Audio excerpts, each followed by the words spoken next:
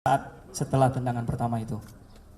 Kemudian adegan selanjutnya, tersangka MDS menginjak kepala bagian atas, tepatnya otak kecil, dengan kaki kanan di sisi atas, dari bagian atas seperti ini, sambil menghantam kepala korban dari atas dengan posisi seperti itu, tepatnya sepertinya di otak belakang kita, sangat vital.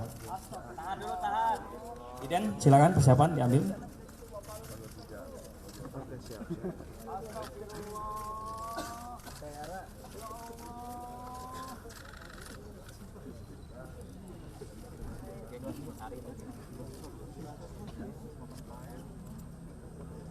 Selanjutnya, setelah tendangan pertama, injakan pertama ke kepala bagian belakang, tersangka MDS melakukannya sekali lagi.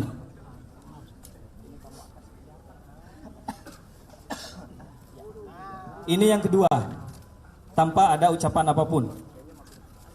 Ini yang kedua. Idian persiapan.